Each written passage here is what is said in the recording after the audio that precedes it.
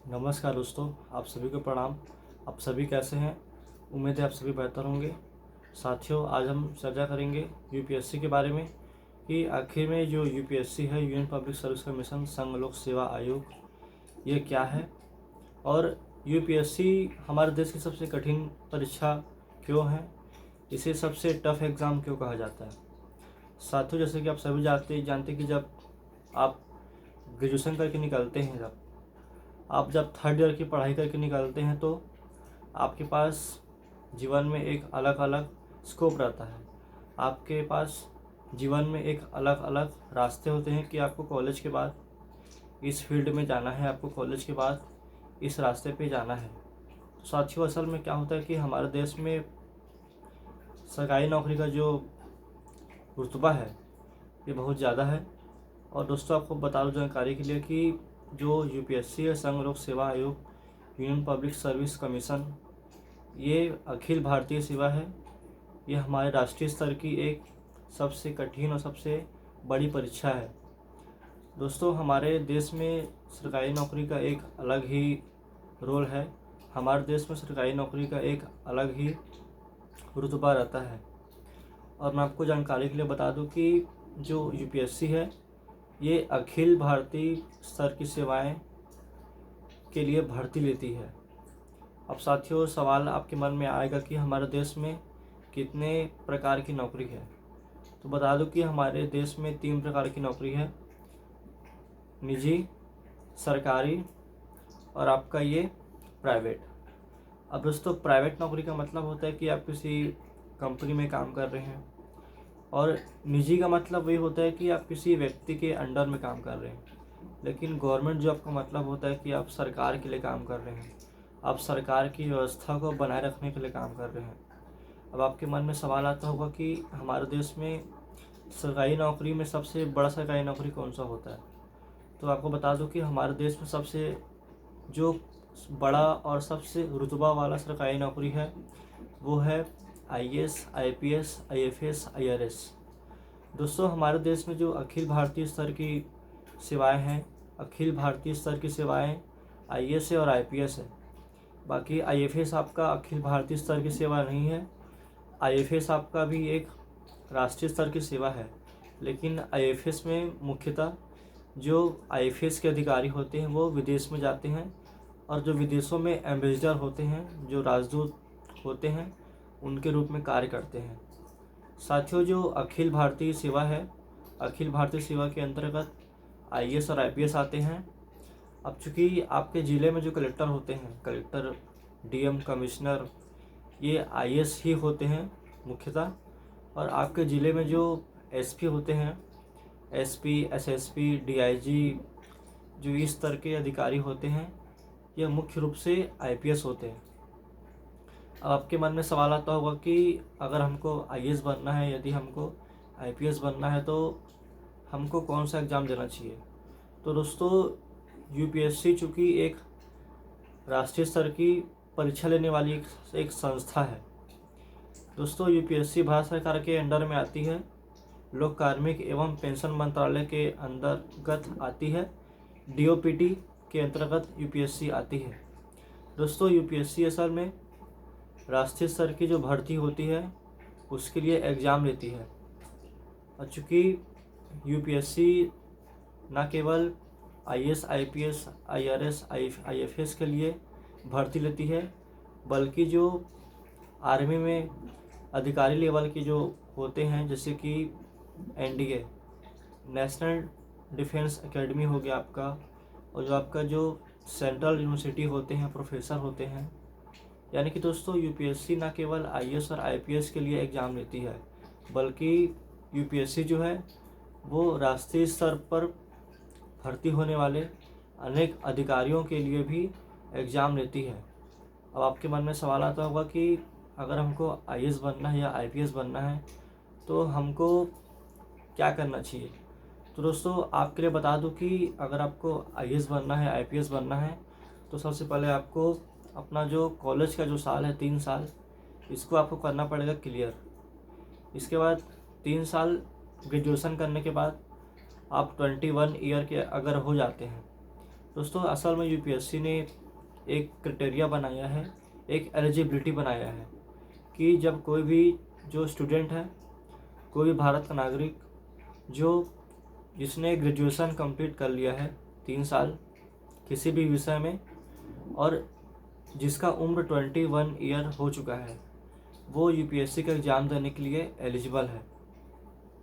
अब दोस्तों आपके मन में सवाल आता होगा कि क्या इसके लिए भी कुछ फिजिकल एलिजिबिलिटी रहती है क्या? दोस्तों यूपीएससी के एग्ज़ाम के लिए किसी भी तरह की फिजिकल एलिजिबिलिटी नहीं रहती है। हाँ, अगर आपको लास्ट में जब इंटरव्यू में जब आपको बुलाया जाता है तो उसमें पोस्ट पाने के लिए, जैसे कि आईपीएस पोस्ट पाने के लिए, आईआरटीएस पोस्ट पाने के लिए आपको कुछ फिजिकल रिक्वायरमेंट दिखी जाती है, लेकिन यूपीएससी का एग्ज़ाम देने के लिए आप में एक फ़िज़िकल एलिजिबिलिटी नहीं मांगा जाता है। तो दोस्तों यूपीएससी का एग्ज़ाम वही दे सकता है जिसने 3 साल का अपना ये ग्रेजुएशन कंप्लीट कर लिया हो और जिसने 21 साल की उम्र प्राप्त कर ली हो।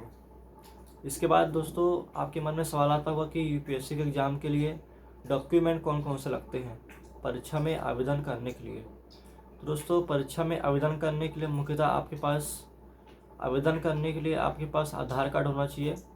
आधार कार्ड नहीं तो आपके पास कम से कम जो वोटर आईडी होता है ये होना चाहिए, वोटर आईडी, पैन कार्ड ये होना चाहिए, क्योंकि ये आपकी एक राष्ट्रीयता का प्रमाण है कि आप इस भारत देश के नागरिक हैं।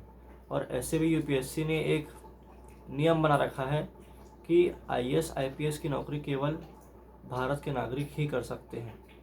बाकी अदर कंट्री की जैसे कि नेपाल हो गए, श्रीलंका हो गए, म्यांमार हो गए, इस कंट्री के लोग भी यूपीएससी का एग्ज़ाम दे सकते हैं, लेकिन आईएएस आईपीएस की नौकरी ये ज्वाइन नहीं कर सकते। आईएएस आईपीएस की नौकरी केवल और केवल भारतीय नागरिक ही ज्वाइन कर सकते हैं। अब दोस्तों हम बात करते हैं कि जो आईएएस और आईपीएस है, इस पद का कार्यकाल क्या होता है। दोस्तों आईएएस और जो आईपीएस अधिकारी होते हैं ये मिनिमम 60 साल के एज तक अपने सेवा में रह सकते हैं। अब डिपेंड आपके ऊपर है कि आप जितना जल्दी इस सर्विस को ज्वाइन करें। अगर आप 25 साल या 24 साल की उम्र में इस सर्विस को ज्वाइन करते हैं तो आपका जो लास्ट प्रमोशन है, जो आपका जो सर्विस रिटायरमेंट है, ये बहुत ही एक अच्छे सर्विस के साथ होगा। दोस्तों आप जितना जल्दी इस सर्विस को ज्वाइन करते हैं उतना आपके लिए फ़ायदा होता है। अगर आप 25 ईयर्स, 27 या 22-23 के एज में यूपीएससी ज्वाइन करते हैं, मोस्टली आईएएस आईपीएस जैसे मोस्ट और सबसे पावरफुल पोस्ट आप ज्वाइन करते हैं 22-23 साल की उम्र में, 25 साल की उम्र में, तो आपको जो लास्ट प्रमोशन रहेगा, आपका जो आखिरी जब आप रिटायरमेंट के 2-3 साल पहले का जो आपको पद मिलेगा वो बहुत ही बड़ा पद मिलेगा। अगर आप बहुत ही कम उम्र में ज्वाइन करते हैं सर्विस आईएएस की, आईपीएस की, तो आपको जो लास्ट की रैंक है बहुत ही ख़तरनाक लेवल की रैंक मिलेगी। सपोज़ कीजिए कि आपने 24 साल 25 साल की उम्र में आईएएस ज्वाइन कर लिया और आपका जो सर्विस है ये 30 साल तक बेदाग रहा, आपने किसी भी तरह का कोई भी भ्रष्टाचार नहीं किया, आपने पूरे इस 30 साल में 60 साल के एज तक आपने पूरे ईमानदारी के साथ काम किया, तो आपका जो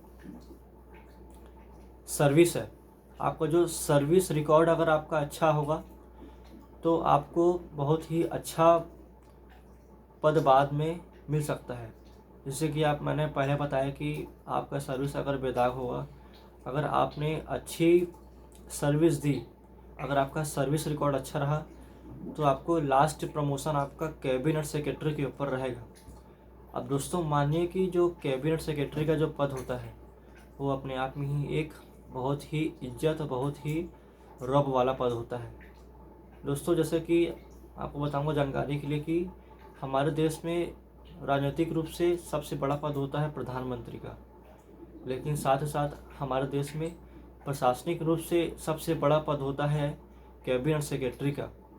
दोस्तों जैसे कि स्टेट गवर्नमेंट में हर एक राज्य सरकार में चीफ सेक्रेटरी होते हैं, जैसे कि हर एक राज्य में राजनीतिक प्रमुख होता है मुख्यमंत्री, हर एक राज्य में प्रशासनिक प्रमुख होता है चीफ सेक्रेटरी।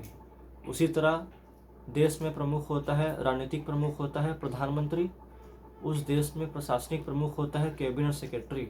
अब सोचिए, अगर आपका सर्विस रिकॉर्ड अच्छा रहा, आपने कम उम्र में ही आईएएस सर्विस को ज्वाइन किया, तो आपको लास्ट प्रमोशन आपका होगा कैबिनेट सेक्रेटरी में।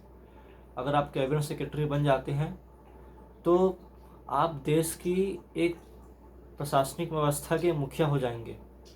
अब सोचिए, आप देश की प्रशासनिक व्यवस्था के मुखिया हो जाएंगे। पूरे देश भर की जो प्रशासनिक व्यवस्था है वो आपके अंडर में है।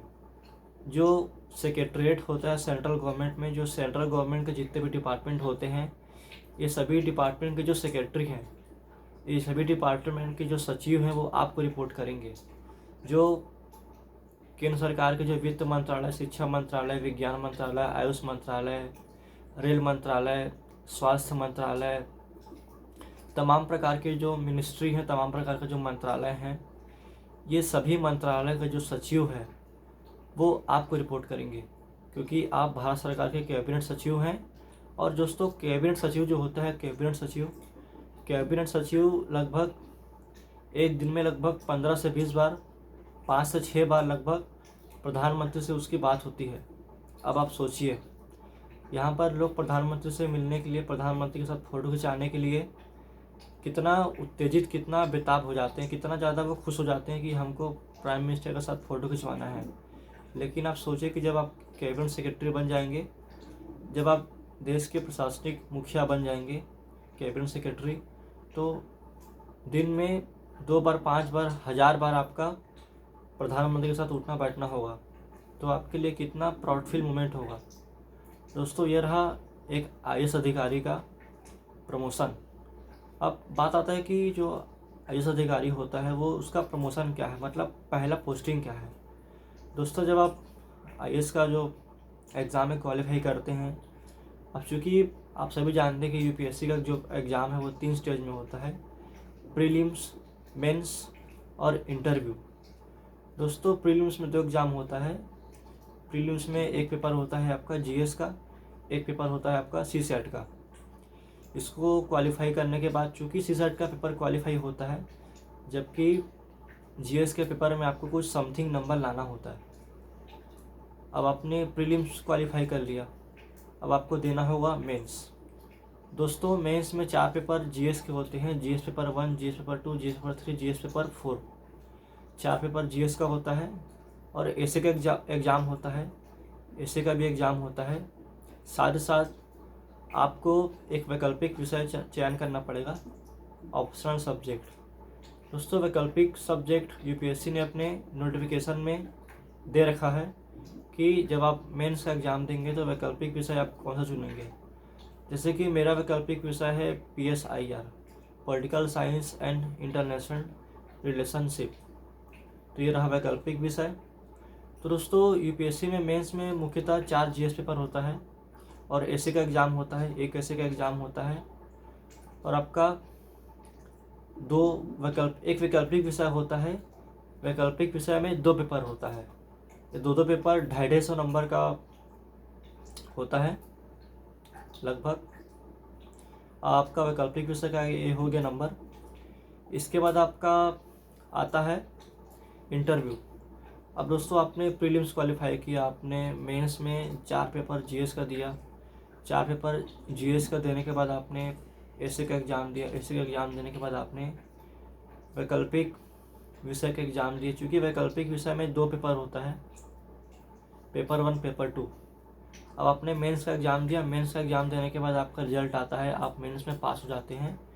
मेंस में पास होने के बाद आपके जीमेल में या आपको इन्फॉर्म किया जाएगा कि आप एग्ज़ाम में पास हो गए हैं। इसके बाद आपको इंटरव्यू कॉल आता है। दिल्ली में जो दोस्तों यूपीएससी का ऑफिस है, वहाँ पर आपका इंटरव्यू होता है। इंटरव्यू होने के कुछ हफ्तों बाद रिज़ल्ट आ जाता है। अब चूँकि जो रिज़ल्ट होता है, रिज़ल्ट आपका मेंस में प्राप्त किए गए नंबर के आधार पर बनता है, इंटरव्यू पर प्राप्त किए गए आधार पर नंबर बनता है। दोस्तों, आपको बता दूं जानकारी के लिए कि जो आपका यूपीएससी का रिजल्ट है ये मेंस के नंबर से और इंटरव्यू के नंबर से बनता है। यानी कि आपका भविष्य, आपका आईएएस आईपीएस बनने का जो भविष्य है ये मेंस के नंबर से और इंटरव्यू के नंबर से निर्धारित होता है। तो आप देख सकते हैं कि यूपीएससी में जो मेंस का और इंटरव्यू का जो महत्व है बहुत ज़्यादा बढ़ गया है, जो कि बढ़ना भी चाहिए। और प्रीलिम्स जो है दोस्तों, प्रीलिम्स क्वालिफाई है, इसे आप केवल क्वालिफाई कर सकते हैं। आपका नंबर प्रीलिम्स का नहीं जुड़ता है, आपका नंबर केवल मेंस का और इंटरव्यू का जुड़ता है। और मेंस में आपका जो नंबर आपने पाया है और इंटरव्यू में जो आपने नंबर प्राप्त किया है, यही नंबर आपके सर्विस अलॉट को प्रभावित करता है। जैसे कि आपने जितना नंबर मेंस में पाया, इंटरव्यू में पाया, अब दोस्तों मेंस में जितना नंबर आपने पाया है, इंटरव्यू में जितना नंबर आपने पाया है, ये दोनों नंबर को मिला करके आपका रिजल्ट बनता है। अब मेंस और इंटरव्यू ये दो ही स्टेज आपके सिलेक्शन को डिसाइड करता है। मेंस और इंटरव्यू ये दो ही स्टेज आपके पोस्टिंग को निर्धारित करता है कि आपको कौन सा पोस्ट मिलेगा। यहाँ पर तो अनेक अभ्यर्थी ऐसे होते हैं, अनेक एस्पायरेंट ऐसे होते हैं, अनेक यूपीएससी क्वालिफाइड व्यक्ति ऐसे होते हैं जो दो नंबर के अंतर से, एक नंबर के अंतर से फेल हो जाते हैं, जो दो नंबर के अंतर से, एक नंबर के अंतर से आईएएस आईपीएस के पोस्ट से प्राप्त करने से रह जाते हैं। ऐसे बहुत से अभ्यर्थी रहे हैं जो दो नंबर से, एक नंबर के अंतर से आईएएस के पोस्ट पाने से रह जाते हैं। दोस्तों ये मैंने बताया आपको कि कैसे यूपीएससी में एग्ज़ाम होता है, यूपीएससी क्या है, यूपीएससी के एग्ज़ाम में कितने स्टेज होते हैं, और जो प्रीलिम्स का जो स्टेज है वो केवल क्वालिफाइंग होता है। मेंस और इंटरव्यू का जो नंबर वो जुड़ता है और इसी के नंबर के आधार पर आपको सर्विस मिलता है। इसी के नंबर के आधार पर आपका पोस्ट डिसाइड होता है कि आपको कौन सा पोस्ट मिलना है। अब हम बात करते हैं कि यूपीएससी में आईएएस आईपीएस के अलावा कितने पोस्ट होते हैं। अब दोस्तों चूँकि आईएएस और आईपीएस का जो पोस्ट है ये ऑल इंडिया सर्विस है, यानी कि ऑल इंडिया सर्विस से मतलब ये होता है कि आप पूरे ऑल इंडिया में जॉब करेंगे। यानी कि अब चूँकि हमारे देश में 28 स्टेट है, चूँकि आप पूरे देश भर में नौकरी करेंगे। दोस्तों ऑल इंडिया सर्विस का मतलब यही होता है कि आप पूरे देश भर में किसी भी स्टेट में जा सकते हैं। असल में दोस्तों ये होता है कि जब मेंस का एग्ज़ाम होता है तो मेंस के एग्ज़ाम के पहले एक फॉर्म आता है, डेफ फॉर्म। डेफ फॉर्म में कैडर भरा जाता है। कैडर का मतलब होता है कि दोस्तों हमारा जो देश है वो सर्विस के हिसाब से, यूपीएससी के सर्विस के हिसाब से कैडर में बटा हुआ है। तो जब आप मेंस का एग्ज़ाम देंगे तो मेंस का एग्ज़ाम देने के पहले एक फॉर्म आता है डेफ, DAF, डेफ फॉर्म आता है। डेफ फॉर्म में आप अपना सर्विस कैडर भरेंगे तो उसमें 5 खंड आता है, 5 खंड। जैसे कि हम एक एग्ज़ाम्पल मान लेते हैं कि उसमें 5 स्टेट है, छत्तीसगढ़, MP, महाराष्ट्र, तमिलनाडु, कर्नाटक, जो भी स्टेट है। तो उसमें जोन होता है, जैसे कि जोन वन में इतने स्टेट आ गए, जोन 2 में छत्तीसगढ़, MP, मध्य प्रदेश, गोवा, मान लीजिए ये स्टेट आ गए। जोन 2 में यूपी, हरियाणा, पंजाब, दिल्ली, ये सब जो है, केरला हो गए, ये सब स्टेट हो गया। मतलब दोस्तों ये होता है कि सिंपल भाषा में बताऊँ आपको, जब आप मेंस का एग्ज़ाम देंगे तो मेंस का एग्ज़ाम देने के पहले एक फॉर्म आता है डेफ फॉर्म। डेफ फॉर्म में जोन वाइज स्टेट का नाम रहता है, जैसे कि 4-5 जोन है हमारे देश में यूपीएससी के फॉर्म के हिसाब से। तो जोन वाइज नाम लिखा रहता है कि आपको कौन सा जोन सेलेक्ट करना है। तो जैसे कि आपने जोन वाइज सेलेक्ट किया कि आपको कौन सा स्टेट चाहिए, तो आपको आपके द्वारा डेफ में सेलेक्ट किए गए जोन के हिसाब से ही, सेलेक्ट किए गए स्टेट के हिसाब से ही आपको स्टेट अलॉट होता है। और जैसे कि आपने एग्ज़ाम क्लियर कर लिया तो आपने जो जोन सेलेक्ट किया होगा उस जोन के हिसाब से आपको कैडर मिल जाता है। जैसे कि मैंने सेलेक्ट किया छत्तीसगढ़, उत्तर प्रदेश, मध्य प्रदेश, हरियाणा, पंजाब। तो मुझे इन 5 स्टेट में से कोई सा भी स्टेट यूपीएससी के जो मेंबर होते हैं, जो वन ऑफ द हेड होते हैं मेंबर, वो रिकॉर्ड के हिसाब से जोन माफ़ कीजिएगा कैडर अलॉट कर देते हैं। दोस्तों, ये बात हुआ कैडर का कि आपको कैडर कैसे मिलता है। अब हम बात करते हैं कि यूपीएससी में कितने पोस्ट होते हैं। दोस्तों, यूपीएससी में आईएएस आईपीएस के अलावा, चूँकि आईएएस आईपीएस तो ऑल इंडिया सर्विस है। ऑल इंडिया सर्विस का मतलब होता है कि आप पूरे देश भर में किसी भी स्टेट में आप नौकरी कर सकते हैं। आपको पूरे देश भर में इस ऑल इंडिया सर्विस के तहत किसी भी स्टेट में आपको भेजा जा सकता है। आप किसी भी स्टेट में नौकरी कर सकते हैं। आपको किसी भी स्टेट में भारत सरकार आईएएस के रूप में, आईपीएस के रूप में आपको किसी भी स्टेट में आपको भेज सकती है कि आप इस स्टेट में जाइए और इस स्टेट में जाकर आप प्रशासन के लिए, जनता के लिए आप काम कीजिए। अब हम बात करते हैं कि यूपीएससी में आईएएस आईपीएस के अलावा और कौन कौन से पोस्ट होते हैं। दोस्तों, चूँकि यूपीएससी एक बड़ी संस्था है, संवैधानिक संस्था है, ये आईएएस आईपीएस की भर्ती लेने के अलावा और भी बहुत से पोस्ट होते हैं। जैसे कि मैंने पहले बताया कि एनडीए नेशनल डिफेंस एकेडमी हो गया आपका, जो सेंट्रल यूनिवर्सिटी होते हैं, सेंट्रल यूनिवर्सिटी के जो प्रोफेसर होते हैं उनकी भर्ती भी यूपीएससी ही लेती है। और चूँकि तमाम तरह के जो नौकरियां होती हैं भारत सरकार में, जैसे कि आपका एसीएफ हो गया, आपका जो ये नौकरी होता है कमांडर स्तर के जो नौकरी होता है, ये सभी यूपीएससी लेती भर्ती। अब हम बात करते हैं कि यूपीएससी जो है वो आईएएस आईपीएस के अलावा और कितने भी तरह के पोस्ट होते हैं यूपीएससी में। दोस्तों, यूपीएससी में आईएएस आईपीएस के अलावा और भी बहुत से पोस्ट होते हैं, जैसे कि आईएफएस। दोस्तों, आईएफएस का मतलब होता है कि इंडियन फॉरेन सर्विस। जो आईएफएस होते हैं ना, आईएफएस, दोस्तों आईएफएस जो होते हैं ये अधिकारी, इनका काम होता है कि दूसरे देश में भारत के लिए काम करना। अब आपने एस जयशंकर साहब का नाम सुना होगा। दोस्तों, जो एस जयशंकर साहब हैं, एस जयशंकर साहब, वो वर्तमान में देश के अभी विदेश मंत्री हैं। लेकिन आपको जानकर आश्चर्य नहीं होगा क्योंकि आप भी जानते होंगे कि जो एस जयशंकर साहब हैं वो अभी विदेश मंत्री है देश के हमारे, लेकिन वो पहले आईएफएस अधिकारी रह चुके हैं। वो पहले इंडियन फॉरेन सर्विस के अधिकारी रह चुके हैं और दोस्तों अभी वो विदेश मंत्री हैं। तो आपको बताना चाहता हूँ कि हमारे देश में आईएएस आईपीएस के अलावा यूपीएससी में आईएफएस नाम का भी एक पद होता है। दोस्तों, जो आईएफएस अधिकारी होते हैं इनका मुख्य काम होता है कि विदेशों में देश के लिए काम करना। जैसे कि आप आईएफएस अधिकारी हैं, आपको भेज दिया जाता है अमेरिका। अब आप अमेरिका में एक वो रहता है, आपने सुना होगा एम्बेसडर कार्यालय।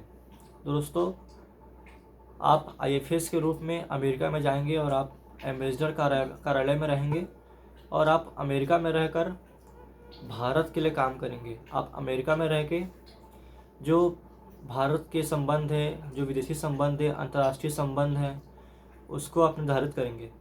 तो दोस्तों, जो एक आईएफएस अधिकारी है, इंडियन फॉरेन सर्विस के जो अधिकारी है, आईएफएस अधिकारी का मुख्य काम ये होता है कि दूसरे देश में जा कर के अपने देश के लिए काम करना। जैसे कि आपको आईएफएस अधिकारी बना दिया जाएगा, यूपीएससी का एग्ज़ाम अगर आप क्लियर करते हैं तो आप आईएफएस अधिकारी बन करके दूसरे देश में रहकर आप भारत के लिए काम करेंगे। दूसरे देश में रहकर आप भारत के लिए जो आपसी समझौता है, आपसी संधि है, जो आपसी व्यापार है, रिश्ते हैं, ये सभी के लिए आप काम करेंगे। एक आईएफएस अधिकारी के रूप में आपका पहला कर्तव्य होगा कि आईएफएस अधिकारी के रूप में मैं अपने देश के लिए बेहतर काम कर सकूं। एक आईएफएस अधिकारी का मुख्य काम भी यही होता है कि वो दूसरे देश में जाकर अपने देश के लिए काम करना, अंतर्राष्ट्रीय संबंधों पर काम करना, द्विपक्षीय समझौतों पर काम करना। अगर हमारे देश के प्रधानमंत्री उस देश में जा रहे हैं तो उनके दौरे से पहले या उनके दौरे के दौरान, उनके आने के दौरान तमाम तरह की व्यवस्थाएं करना। और आपने देखा भी कि जब भी हमारे जो प्रधानमंत्री जी हैं मोदी जी, जब भी जाते हैं विदेश के दौरे पे, तो आपने नोटिस किया होगा कि जो IAS अधिकारी होते हैं वो भी मोदी जी के पीछे पीछे रहते हैं, क्योंकि वो IAS अधिकारी हैं। और चूँकि IAS अधिकारी का मुख्य काम भी ये होता है कि वो विदेश में रहकर अपने देश के लिए काम करना, विदेश में रहकर अपने देश के लिए अंतर्राष्ट्रीय समझौतों, द्विपक्षीय समझौते और अपने देश के हितों के लिए काम करना। तो दोस्तों, IAS अधिकारी का मतलब आपको समझ आ गया कि जो IAS अधिकारी होते हैं उनका मुख्य काम होता है कि विदेशों में रहकर देश के लिए काम करना और जो भी तमाम तरह के जो अंतर्राष्ट्रीय संबंध होते हैं इनके लिए काम करना। अब हम बात करते हैं IRS, इंडियन रेवेन्यू सर्विस। दोस्तों, हमारे देश में IAS, IPS और IFS के बाद जो चौथे नंबर का पोस्ट है ये है IRS, इंडियन रेवेन्यू सर्विस। दोस्तों, जो इंडियन रेवेन्यू सर्विस के जो अधिकारी होते हैं इनका मुख्य काम होता है रेवेन्यू। अब चूँकि यह रेवेन्यू से आप समझ गए होंगे कि रेवेन्यू का मतलब होता है कि जो वित्त से संबंधित काम होते हैं, जो वित्त से संबंधित काम होते हैं, जो आर्थिक से संबंधित काम होते हैं, पैसे का लेखा जोखा, पैसे को एकत्रीकरण, यानी कि दोस्तों जो IRS अधिकारी होते हैं, इंडियन रेवेन्यू सर्विस के जो अधिकारी होते हैं, इनका मुख्य काम होता है कि जो भारत सरकार है, भारत सरकार के लिए, राज्य सरकार के लिए वित्त से संबंधित काम करना। जो भारत सरकार है, राज्य सरकार है, उसके लिए वित्तीय से संबंधित काम करना, आर्थिक से संबंधित काम करना। तो दोस्तों, जो IRS अधिकारी होते हैं इनका मुख्य काम होता है, इनको भी कैडर दे दिया जाता है कि वह समथिंग स्टेट में इनको भेज दिया जाता है। चूँकि अधिकतर IRS अधिकारी जो होते हैं वह वित्त मंत्रालय में काम करते हैं और भारत सरकार के तमाम सेक्रेटरीट डिपार्टमेंट में काम करते हैं।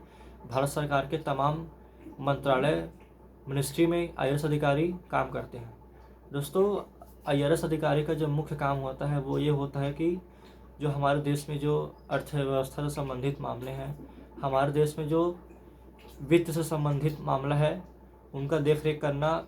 जो जितने भी डिपार्टमेंट हैं वहाँ पर रेवेन्यू कलेक्ट अच्छे से हो रहा है कि नहीं हो रहा है, रेवेन्यू कलेक्ट करना, रेवेन्यू का रिकॉर्ड रखना, यानी कि जितने भी वित्त से संबंधित काम है, जो सीमा पर जो राजस्व की वसूली वो ठीक तरीके से नहीं हो रही कि नहीं हो रही है, सरकारी कार्यालयों पर जो वित्त से संबंधित जो काम है वो हो रहा कि नहीं हो रहा है, सरकारी डिपार्टमेंट में जो रेवेन्यू कलेक्शन है वो हो रहा है कि नहीं हो रहा है, उनका एक आंकड़ा रखना।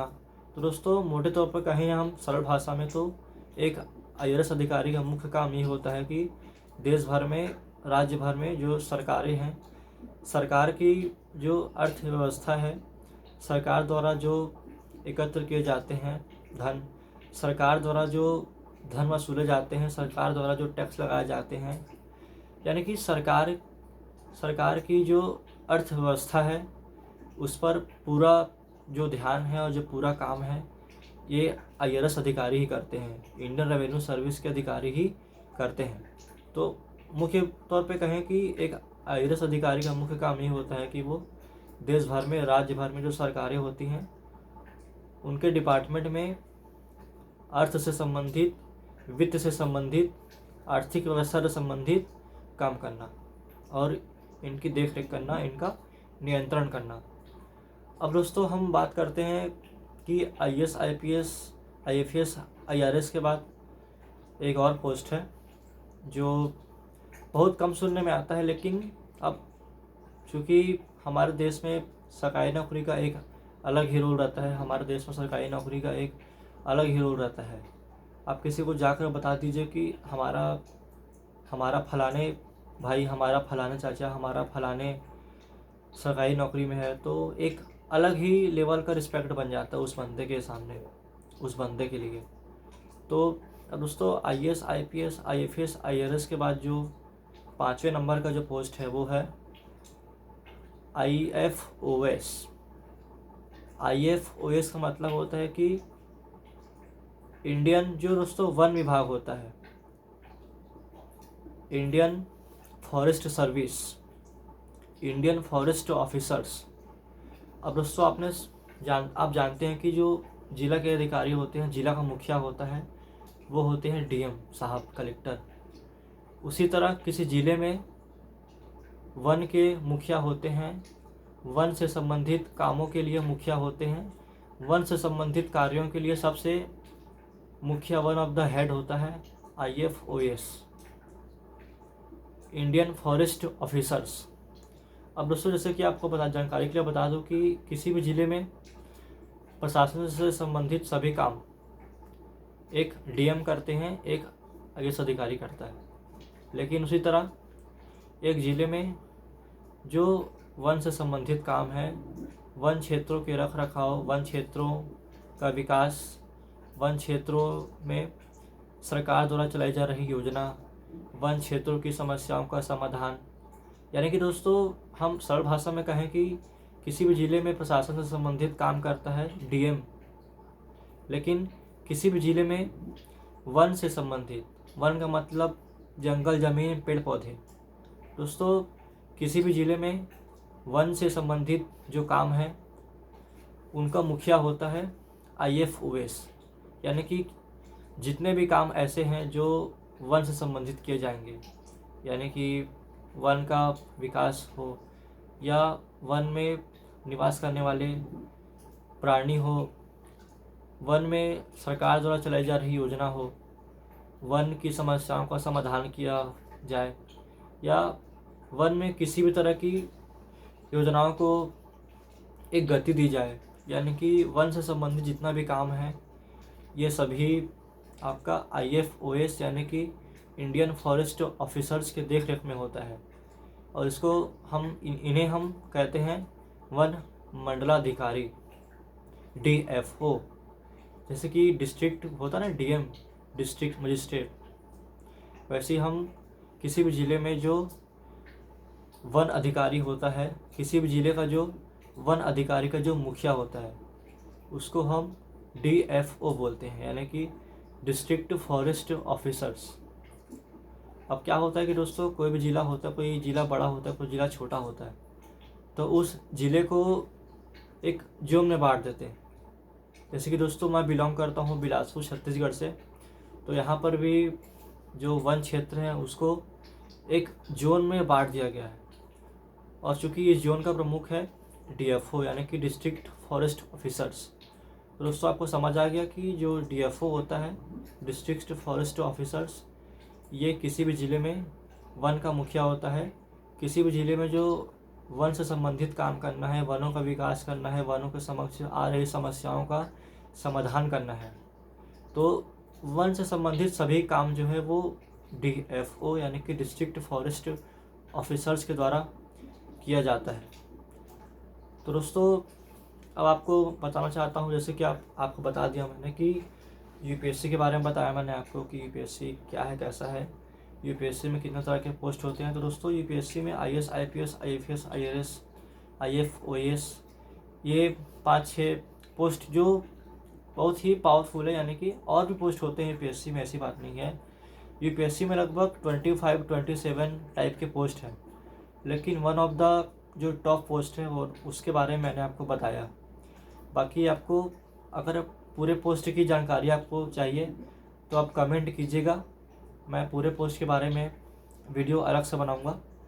तो दोस्तों हमें चूँकि बहुत से विषयों पर डिस्कस करना है, तो इसलिए हम अपने पोस्ट वाले इस टॉपिक को यहीं पर छोड़ते हैं, क्योंकि जो मुख्य विषय होते हैं, मुख्य जो पोस्ट होते हैं उसी के बारे में डिस्कस किया मैंने। अब हम बात करते हैं कि प्रमोशन। अब दोस्तों आपके मन में सवाल आ रहा होगा कि UPSC में जो प्रमोशन है, प्रमोशन कैसे होता है और किस पोस्ट के बाद कौन सा प्रमोशन होता है। दोस्तों हम स्टार्ट करते हैं एक IAS अधिकारी के प्रमोशन से। तो दोस्तों आप IAS अधिकारी के रूप में सिलेक्शन हो जाते हैं, तो सेलेक्ट होने के बाद आपका ट्रेनिंग होता है। मैं शुरुआत से बता रहा आपको, ताकि आपको एक बेसिक नॉलेज मिल जाए, आपको एक छोटा सा व्यू मिल जाए। क्योंकि आपने कहावत सुने होंगे कि किसी भी चीज़ को विस्तार से बताया जाए तो वो अच्छे से समझ आता है, ना कि किसी भी चीज़ को शॉर्ट में बताया जाए तो वो समझ नहीं आता है। तो दोस्तों क्या होता है कि जब आप UPSC का एग्ज़ाम देते हैं, आप UPSC का एग्ज़ाम क्लियर कर लेते हैं, तो इसके बाद आपको कॉल आता है लवासना से, Lal Bahadur Shastri national administration of academy. दोस्तों IAS अधिकारी का जो ट्रेनिंग है वो लवासना में होता है। लवासना का पूरा नाम है Lal Bahadur Shastri national administration of academy. ये दोस्तों मसूरी में है, देहरादून के आगे। दोस्तों यहाँ पर IAS अधिकारी का ट्रेनिंग होता है। तो IAS अधिकारी का ट्रेनिंग लगभग आपका 1.5-2 साल होता है। फाउंडेशन कोर्स होता है आपका। 1.5-2 साल कोर्स होने के बाद आपको पोस्ट अलॉट कर लिया जाता है। आपको कैडर दे दिया जाता है कि आपको इस कैडर में आपको भेजा जा रहा है और इस कैडर में आपको समथिंग पोस्ट दे दिया जाता है। अब जैसे कि दोस्तों किसी भी IAS अधिकारी का जो पहला पोस्ट होता है वो होता है SDM, सब डिविजनल मजिस्ट्रेट। दोस्तों SDM मतलब आपके अंडर में एक तहसील 2 तहसील आता है। तो याद रखिए कि एक IAS अधिकारी का जो पहला पोस्टिंग है वो SDM होता है। अगर आप योग्यता में कमज़ोर हैं तो आपको SDM से नीचे भी पोस्ट दिया जा सकता है, लेकिन तमाम ऐसा मानना है कि एक अवधारणा है कि IAS अधिकारी का जो पहला पोस्ट होता है वो SDM होता है, सब डिविजनल मजिस्ट्रेट। अब दोस्तों SDM के पद पे आपको 2-3 साल, 4 साल, 5 साल, अराउंड 2-3 साल आपको SDM के पद पे नौकरी करने के बाद आपको आपका रिकॉर्ड देखा जाता है। 2-3 साल, 4 साल SDM के पोस्ट में नौकरी करने के बाद आपको DM का पोस्ट डायरेक्ट नहीं मिलता। आपको SDM का पोस्ट मिलता है। SDM के पोस्ट के बाद आपको जो जिला पंचायत होता है। अब दोस्तों SDM के पोस्ट के बाद आपको जो छोटे लेवल का पोस्ट होता है, जैसे कि SDM के ऊपर आपका हो गया ADM, assistant district of magistrate. आपको SDM के बाद ADM बना दिया जाता है। फिर उसके बाद आपको अपर कलेक्टर, संयुक्त कलेक्टर, जॉइंट कलेक्टर हो गया, आपको ये सब बना दिया जाता है। इसके बाद आपको अपना जिला पंचायत सुना होगा, जिला पंचायत का आपको CEO बना दिया जाता है। मतलब समझ रहे ना, आपको SDM बनाया जाएगा। किसी भी IAS अधिकारी का जो पहला पोस्टिंग होता है वो होता है SDM। अब दोस्तों SDM के पोस्ट के बाद आपको, जैसे कि मैंने बताया कि आपको जॉइंट कलेक्टर, संयुक्त कलेक्टर, अपर कलेक्टर ये सब बना दिया जाता है। इसके बाद आपको जिला पंचायत का CO बना दिया जाता है। अब आप चूँकि SDM के पोस्ट पे 2-3 साल, 4 साल नौकरी करने के बाद संयुक्त कलेक्टर, अपर कलेक्टर, जॉइंट कलेक्टर के पोस्ट पे लगभग 4-5 साल, 3 साल कुछ नौकरी करने के बाद आपको CEO बना दिया जाता है। अब डिपेंड करता है कि आपका जो वर्क रिकॉर्ड है वो कितना बेहतर है। अगर आपका वर्क रिकॉर्ड जितना ज़्यादा अच्छा होगा, आपका प्रमोशन भी उतना जल्दी और उतना अच्छा होगा। तो दोस्तों लगभग 4-5 साल इसी सिलसिले में SDM, अपर कलेक्टर, संयुक्त कलेक्टर, जॉइंट कलेक्टर, CEO ये सब के पोस्ट में 4-5 साल, 6 साल रहने के बाद आपको लगभग 5-6 साल बाद आपको, अब डिपेंड करता है आपके वर्क रिकॉर्ड के ऊपर, लगभग 4-5 साल आपको SDM ये सब जो होता है, अपर कलेक्टर, संयुक्त collector, joint collector, ADM, CEO, लगभग 4-5 साल आपको इन सभी पोस्ट पर नौकरी करने के बाद आपको किसी भी ज़िले का आपको चार्ज दे दिया जाता है। आपको 4-5 साल नौकरी करने के बाद आपको किसी भी ज़िले का आपको DM बना दिया जाता है। अब दोस्तों DM जो होता है वो बहुत ही पावरफुल, बहुत ही रुतबा वाला पोस्ट होता है। DM का मतलब होता है कि आप उस ज़िले के प्रशासनिक प्रमुख हैं। अब चूँकि आप उस ज़िले के प्रशासनिक प्रमुख हैं, इसका अर्थ ये होता है कि उस ज़िले का जो शिक्षा विभाग है, शिक्षा विभाग, स्वास्थ्य विभाग, जो शिक्षा विभाग है, स्वास्थ्य विभाग है, परिवहन विभाग है, लोक निर्माण विभाग है, PWD है, पब्लिक वर्क डिपार्टमेंट है, जो आपका एजुकेशन विभाग है, यानी कि उस ज़िले में जितना भी विभाग है वो सभी विभाग के जो लोग हैं, जो अधिकारी हैं, वो आपको रिपोर्ट करेंगे। तो आप समझ सकते हैं कि ये एक जो जिला अधिकारी होता है, DM होता है, उसका ताकत अगर आपको देखना है तो आप एक ज़िला में देखिए कि जो एक ज़िला के जितने भी सरकारी ऑफिस होते हैं वो सभी डिपार्टमेंट आपको रिपोर्ट करते हैं। दोस्तों आपको समझ आया होगा कि एक डीएम का जो पावर है वो क्या होता है। एक डीएम के अंडर में दोस्तों उस ज़िले के अंतर्गत जितने भी सरकारी ऑफिस है वो सभी आते हैं, और चूँकि जो एक डीएम होता है वो उस ज़िले का प्रशासनिक प्रमुख होता है। अब दोस्तों हम बात करते हैं कि डीएम के बाद कौन सा पोस्ट है। दोस्तों आपको 4-5 साल डीएम के पोस्ट के बाद आपको 2-3 ज़िला या कुछ ज़िला आपको दे दिया जाता है कि आपको कुछ ज़िले में भेज दिया जाता है कि आप उस ज़िले में जाकर डीएम के रूप में आप पद संभालें और डीएम के रूप में आप उस ज़िले में काम करें। अब दोस्तों आपको 5-6 साल, 7 साल, 8 साल डिपेंड करता है आपके वर्क रिकॉर्ड के ऊपर। आपको डीएम का पोस्ट 4 साल, 5 साल, 6 साल तक नौकरी करने के बाद आपको 5-6 साल लगभग रहता है डीएम का पोस्ट। अब आपको 5-6 साल, 7 साल डीएम के पोस्ट में रहने के बाद आपको, अगर आपका वर्क रिकॉर्ड अच्छा है तो खैर मिल ही जाता है बहुत से लोगों को, बहुत से अधिकारियों को। आपको डीएम के पोस्ट मिलने के बाद आपको जो आपका नेक्स्ट पोस्ट है ये होता है आपका कमिश्नर। अब दोस्तों चूँकि डीएम के अंडर में आता है एक ज़िला, लेकिन डीएम के बाद आपको नेक्स्ट पोस्ट मिलता है, अगला पोस्ट मिलता है, वो पोस्ट है कमिश्नर। दोस्तों डीएम के अंडर में आता है एक ज़िला, लेकिन एक कमिश्नर के अंडर में आता है आपका 5-6 ज़िला। जैसे कि मैं बिलासपुर से बिलोंग करता हूँ, बिलासपुर में जो हमारे डीएम साहब हैं इनके अंडर में आता है एक ज़िला, लेकिन डीएम के ऊपर जो पोस्ट होता है कमिश्नर, तो दोस्तों कमिश्नर के अंडर में आता है आपका 5-6 ज़िला। कमिश्नर के जो पोस्ट होता है वो डीएम के पोस्ट से ऊपर होता है, और दोस्तों कमिश्नर के अंडर में लगभग 5-6 ज़िले आते हैं, यानी कि कमिश्नर जो है वो 5 से 6 ज़िले देख रहे हैं। 5 से 6 ज़िले की प्रशासनिक व्यवस्था कमिश्नर जी के नियंत्रण में है।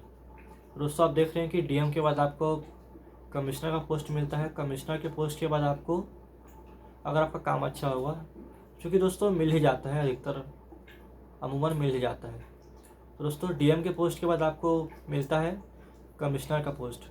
कमिश्नर के पोस्ट के बाद आपको जो राज्य सरकार है वो आपको बुला लेती है वापस सेक्रेटरी में, यानी कि राजधानी में, कैपिटल में। और दोस्तों कमिश्नर के पोस्ट पे नौकरी करने के बाद आपको 4 साल, 5 साल, 2 साल, 3 साल कुछ कमिश्नर के पोस्ट में नौकरी करने के बाद आपको जो संबंधित सरकार, राज्य सरकार है, वो आपको बुला लेती है अपने राजधानी में, जहाँ पर सेक्रेटरीट होता है, जहाँ पर मंत्रालय होता है। अब दोस्तों कमिश्नर के पद पे काम करने के बाद आपको मंत्रालय बुला लिया जाता है कि आप मंत्रालय में आइए। अब दोस्तों मंत्रालय में आकर आपको एक डिपार्टमेंट दे दिया जाता है। अब देखिए, मंत्रालय में आकर सेक्रेटरी के रूप में काम करके जो आपका पावर है ना, ये 2 गुना बढ़ जाता है। आप खुद सोचिए, डीएम के अंडर आता है एक ज़िला, कमिश्नर के अंडर में आता है 5-6 ज़िला, लेकिन आपको अगर मंत्रालय बुला लिया जाता है और मंत्रालय में आपको एक विभाग दे दिया जाता है। जैसे कि मान लीजिए आप बन गए, आपको कमिश्नर बना दिया गया, कमिश्नर के रूप में काम करने के बाद आपको बुला लिया गया मंत्रालय। अब दोस्तों मंत्रालय बुलाकर आपको एक विभाग दे दिया गया, आपको मान लीजिए आपको दे दिया गया वित्त विभाग। तो दोस्तों आपको मंत्रालय में दे दिया गया वित्त विभाग, यानी कि आप उस राज्य में वित्त विभाग के प्रमुख हैं, वित्त सचिव। तो जैसे कि पहले आप डीएम थे, आपके अंडर में पहले एक ज़िला आता था, आप पहले कमिश्नर थे, कमिश्नर आपके अंडर में 5-6 ज़िले आते थे, लेकिन अब आप बन गए हैं मंत्रालय के सचिव, वित्त मंत्रालय के सचिव। तो दोस्तों पूरे राज्य भर में वित्तीय व्यवस्था से संबंधित सभी मामले आप देखेंगे, क्योंकि आप वित्त मंत्रालय के सचिव हैं। तो पूरे राज्य भर में वित्त से संबंधित जो काम है वो आप देखेंगे, जो वित्त से संबंधित जो काम है वो आपके अंडर में हो रहा है, क्योंकि आप वित्त मंत्रालय के सचिव हैं। तो दोस्तों ऐसे ही क्या होता है कि डीएम के बाद, कमिश्नर के बाद आपको मंत्रालय में किसी भी विभाग का सेक्रेटरी बना दिया जाता है, आपका वित्त मंत्रालय का, एजुकेशन विभाग का, मतलब आपके वर्क रिकॉर्ड के ऊपर आता है। जैसे कि आपको इस साल बना दिया गया वित्त मंत्रालय का सचिव, नेक्स्ट ईयर बना दिया गया आपको एजुकेशन विभाग का आपको सेक्रेटरी बना दिया गया। तो लगभग 7 साल, 8 साल, 10 साल मंत्रालय में रहने के बाद आपको, चूँकि मंत्रालय में आपको लंबा टाइम तक रहना पड़ता है। अब चूँकि आप सेलेक्ट हुए हैं भारत सरकार के परीक्षा लेने वाली एजेंसी से, चूँकि भारत सरकार ने आपको भेजा है स्टेट गवर्नमेंट में कि आप जाइए स्टेट गवर्नमेंट में और वहाँ पर आप काम कीजिए। अब चूँकि दोस्तों डीएम के पद में, कमिश्नर के पद में, वित्त और आपको मंत्रालय में काम करने के बाद आपको, अगर आपका इच्छा हो, आप मंत्रालय में काम कर रहे हैं, मंत्रालय में आप सचिव हैं, आप किसी भी मंत्रालय के सेक्रेटरी हैं, आप किसी भी विभाग के सेक्रेटरी हैं, तो दोस्तों अगर आपका मन करता है कि मुझे राष्ट्रीय राजधानी में जाना है, या जो भारत सरकार है वो आपको अगर बुलाती है कि आप आइए और दिल्ली में काम कीजिए, तो दोस्तों असल में क्या होता है कि आप मंत्रालय के सचिव हैं, सेक्रेटरी हैं, लेकिन आपको लगता है कि मुझे अपनी सेवा देनी है राष्ट्रीय राजधानी दिल्ली में, या भारत सरकार आपको बुलाती है कि आप आइए और भारत सरकार में काम कीजिए। तो दोस्तों आपने सुना होगा डेपुटेशन। दोस्तों डेपुटेशन हिंदी में होता है, इसका अर्थ प्रतिनियुक्ति। दोस्तों प्रतिनियुक्ति का मतलब ये होता है कि आप अगर किसी स्टेट में काम करते हैं, किसी स्टेट के मंत्रालय के आप प्रमुख हैं, आप किसी स्टेट में काम कर रहे हैं अधिकारी के रूप में, जैसे कि मान लीजिए आप किसी मंत्रालय के सेक्रेटरी हैं, लेकिन आपको लगता है कि भाई मुझे अपनी सेवा देनी है सेंट्रल गवर्नमेंट में, या सेंट्रल गवर्नमेंट अपनी इच्छा से आपको बुलाती है कि भाई आप आइए और आप सेवा दीजिए, तो आप जाएंगे राष्ट्रीय राजधानी दिल्ली में, और आप डेपुटेशन पर, केंद्रीय प्रतिनियुक्ति पर आपको बुलाया जाएगा 6 साल के लिए, 5 साल के लिए, और आप डेपुटेशन पर, प्रतिनियुक्ति पर आप 5 साल 6 साल के लिए दिल्ली जाएंगे। वहाँ पर आप राष्ट्रीय राजधानी में आप सेंट्रल गवर्नमेंट के डिपार्टमेंट में आप काम करेंगे। सोचिए, मान लीजिए आप सेंट्रल गवर्नमेंट में शिक्षा मंत्रालय में जाते हैं, शिक्षा मंत्रालय में आपको सेक्रेटरी बना दिया जाता है, तो शिक्षा मंत्रालय के आप सेक्रेटरी हैं और आपको शिक्षा मंत्रालय के सेक्रेटरी के रूप में आपको पूरे देश भर की शिक्षा व्यवस्था को आपको देखना है। तो दोस्तों आप देख सकते हैं कि एक आईएएस अधिकारी का जो लेवल है, एक आईएएस ऑफिसर्स का जो प्रमोशन है वो कितना खतरनाक होता है, और एक आईएएस ऑफिसर्स का जो ताकत है, जो पावर है, जो रुतबा है, जो एक बोलना चाहिए ना वो कि काम, एक रिस्पेक्ट है, वो कितना है।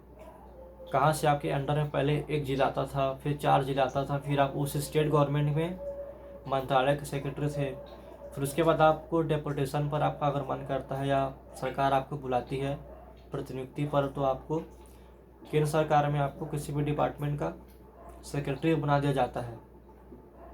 तो दोस्तों ये था आपका प्रमोशन। अब चूँकि आपको सेंट्रल गवर्नमेंट में ला दिया गया प्रतिनियुक्ति पर, डेपुटेशन पर।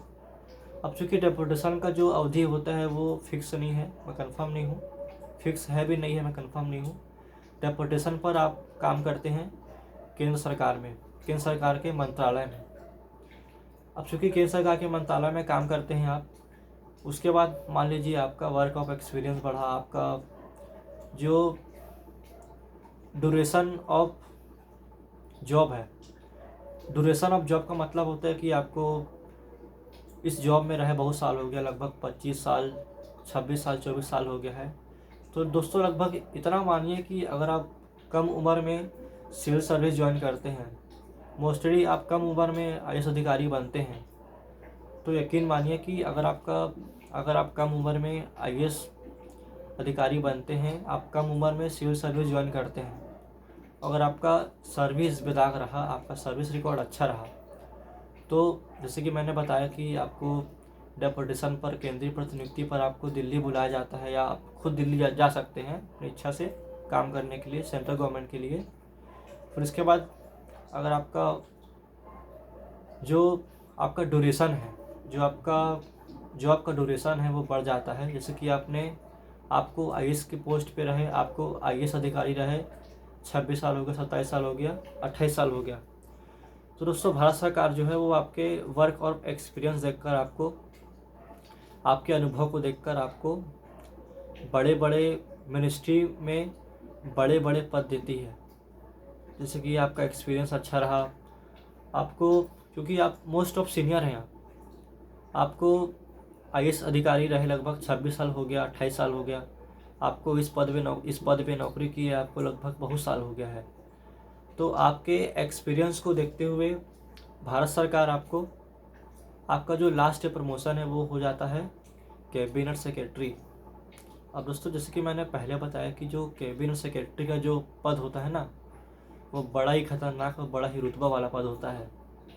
दोस्तों हर आईएएस अधिकारी का सपना होता है कि वो कैबिनेट सेक्रेटरी बने।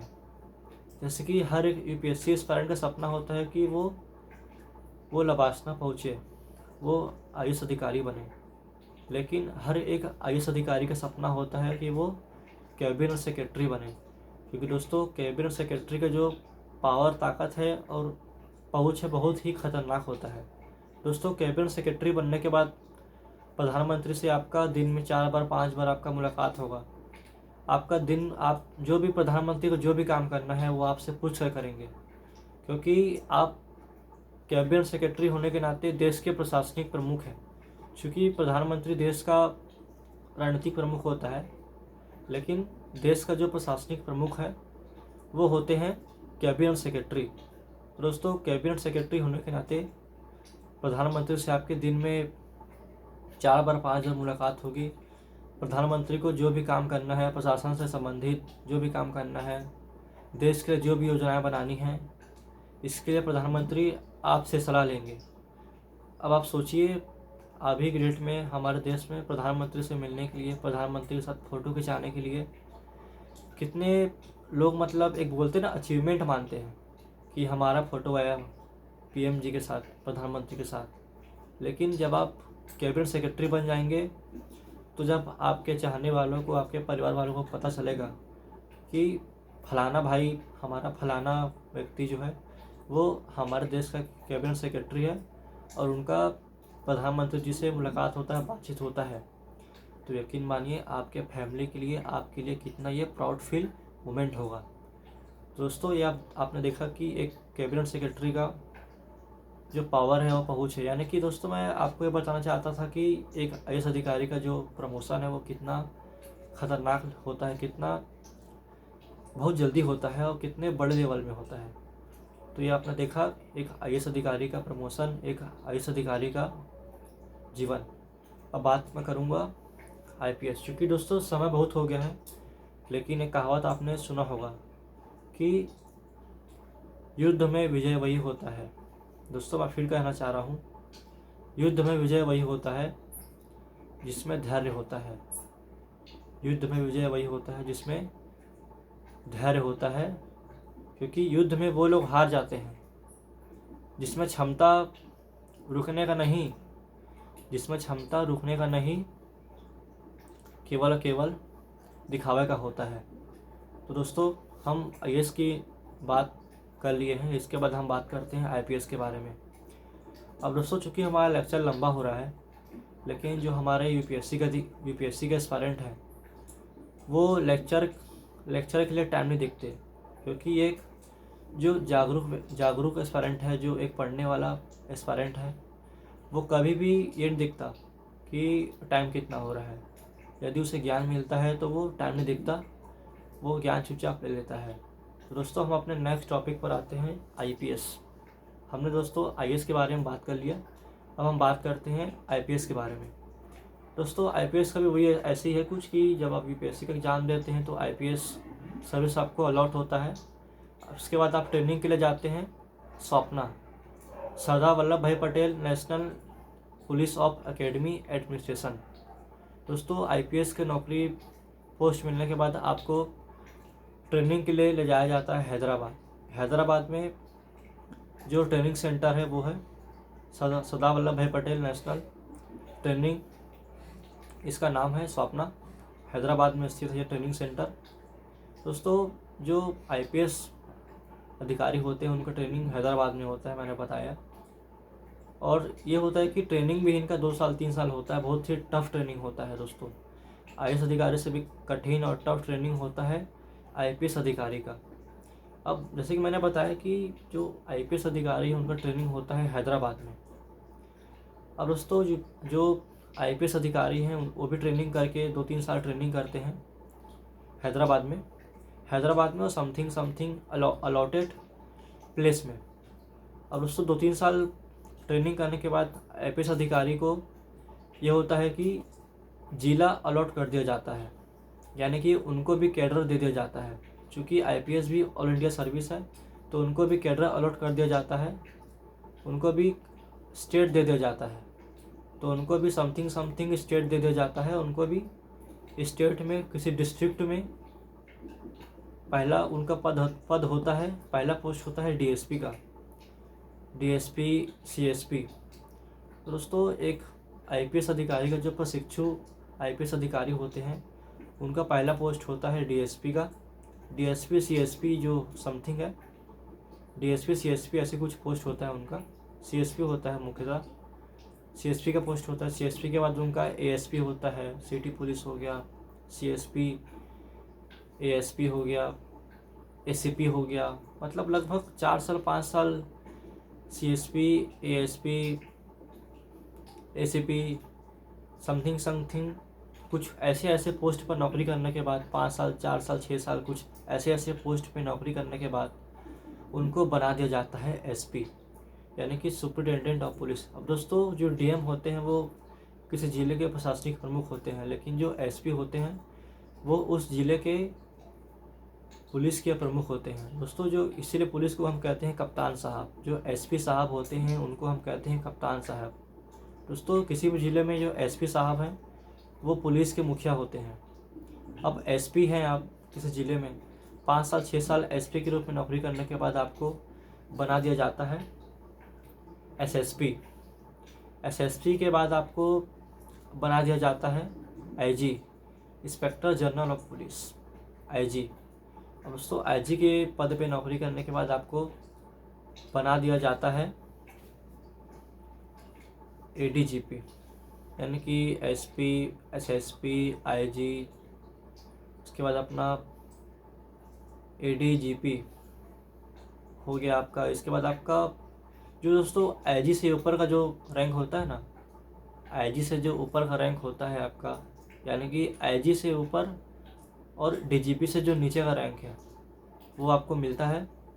इसके बाद आपको किसी भी जो गृह विभाग है, जैसे कि गृह विभाग, और दोस्तों किसी भी स्टेट में गृह विभाग होता है, गृह विभाग का आपको मुखिया बना दिया जाता है। गृह विभाग का मुखिया बना दिया जाता है आपको उस स्टेट में जो ट्रेनिंग सेंटर है उस ट्रेनिंग सेंटर का आपको मुखिया बना दिया जाता है। किसी भी स्टेट में आपको यातायात का जो स्टेट विभाग है उसको आपको मुखिया बना दिया जाता है। किसी भी स्टेट में जो दोस्तों एंटी करप्शन ब्यूरो है, ACB एंटी करप्शन ब्यूरो, उसका आपको मुखिया बना दिया जाता है। यानी कि SP SSP की नौकरी करने के बाद आपको IG बनाया जाएगा। IG के बाद आपको जो ऊपर का रैंक होता है वो उसका नौकरी दिया जाएगा। उसके बाद आपको किसी भी स्टेट में समथिंग डिपार्टमेंट का मुखिया बनाया जाता है, जैसे कि ACB एंटी करप्शन ब्यूरो, गृह विभाग का मुखिया बनाया जाएगा आपको। यानी कि किसी भी स्टेट में पुलिस से संबंधित, सुरक्षा से संबंधित जितने भी विभाग हैं उसका आपको हेड बनाया जाएगा, मुखिया बनाया जाएगा। इसके बाद आपके वर्क ऑफ एक्सपीरियंस को देखते हुए आपको बनाया जाता है आपको DGP। दोस्तों मैंने आपको बताना भूल गया कि एक IAS अधिकारी भी मुखिया होता है किसी राज्य में, चीफ सेक्रेटरी का। उसी तरह किसी भी स्टेट में, किसी भी राज्य में पुलिस का मुखिया होता है DGP, यानी कि director general of police, DGP। अब दोस्तों DGP के पद पे नौकरी करने के बाद आपको, जैसे कि मैंने बताया, डेपोटेशन यानी कि केंद्रीय प्रतिनियुक्ति, आपको केंद्रीय प्रतिनियुक्ति पर भारत सरकार आपको भेजती है, आप बुलाती है, या आप खुद जा सकते हैं। तो केंद्रीय प्रतिनियुक्ति के आधार पर आपको भारत सरकार बुलाती है और आप वहाँ भारत सरकार में जाकर आप गृह विभाग के सुरक्षा बल हैं हमारे देश में बहुत सारे, जैसे कि CRPF हो गया, RPF हो गया, BSF हो गया, ACF हो गया, CISF हो गया। यानी कि दोस्तों स्टेट गवर्नमेंट में नौकरी करने के बाद आपको केंद्र सरकार बुलाती है। उसके बाद सेंट्रल गवर्नमेंट में आप सेंट्रल लेवल की जितनी भी सुरक्षा बल की एजेंसियां हैं उसका आपको मुखिया बनाया जाता है। दोस्तों ये था आपका IPS का प्रमोशन। अब IRS का बात करते हैं हम। दोस्तों IRS जो है वो IRS पहले किसी भी तहसील में किसी भी एसडीएम ऑफिस में उनको बनाया जाता है ऑफिसर्स। उसके बाद किसी भी डिस्ट्रिक्ट में उनको, यानी कि दोस्तों जो IAS अधिकारी होते हैं वो कोई एक किसी जिला के प्रमुख नहीं होते हैं। IAS अधिकारी डिपार्टमेंटल प्रमुख होते हैं। IAS अधिकारी का जो वर्क प्लेस है वो मुख्यतः मंत्रालय होता है, मिनिस्ट्री होता है। तो उनको मंत्रालय का प्रमुख बना दिया जाता है। किसी मंत्रालय में उनको एक बड़ा काम सौंप दिया जाता है। जैसे कि मैंने बताया कि IAS अधिकारी का काम होता है रेवेन्यू से संबंधित काम करना। तो दोस्तों IAS अधिकारी को मुख्यतः सेंट्रल गवर्नमेंट के मिनिस्ट्री में, मंत्रालय में, स्टेट गवर्नमेंट के मिनिस्ट्री में, मंत्रालय में नियुक्ति दी जाती है। तो उनका जो ये प्रमोशन है ये इस तरह से है। अब हम आते हैं IFOS यानी कि इंडियन फॉरेस्ट ऑफिसर्स। दोस्तों इनका भी वही रहता है कि इनका चूँकि ऑल इंडिया सर्विस नहीं है ये, लेकिन IFOS अधिकारी जो होते हैं इंडियन फॉरेस्ट ऑफिसर्स, इनका भी वैसी कुछ है कि इनको किसी ज़िले में वन विभाग में दे दिया जाता है पद। वन विभाग में पद देने के बाद इनके वर्क ऑफ एक्सपीरियंस को देखते हुए, कार्यकुशलता को देखते हुए, काम को देखते हुए इनको बना दिया जाता है वन मंडलाधिकारी यानी कि DFO, district of forest officers. तो इसके बाद ये संभाग के वन मंडलाधिकारी बन जाते हैं।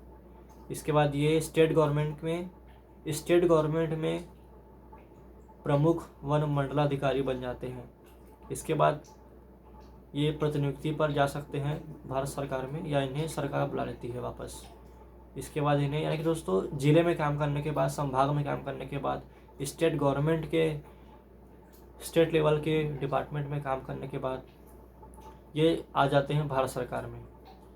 ये जा भी सकते हैं डेपुटेशन पर खुद से, स्वयं से, या इन्हें सरकार बुला सकती है, या ये खुद ही अपने इच्छा अनुसार काम कर सकते हैं।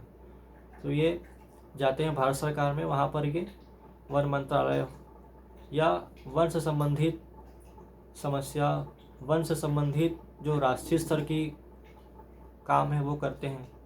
दोस्तों ये रहा UPSC में जो सर्विस है उनका लिस्ट। UPSC में कितने सर्विस होते हैं मैंने बताया कि IAS, IPS, IFS, IRS, IFOS। दोस्तों उम्मीद करूँगा कि आपको आज का वीडियो अच्छा लगा होगा। एक जानकारी यानी कि जानकारी वाला वीडियो लगा होगा आपको आज का। क्योंकि दोस्तों मैं उतना एक्सपीरियंस नहीं हूँ, मुझे जितना आता था मैंने उतना बताया आपको। बाकी उम्मीद करूँगा, आशा करूँगा कि आपको आज का लेक्चर अच्छा लगा होगा। दोस्तों जो कि मेरा प्रयास पूरा ये था कि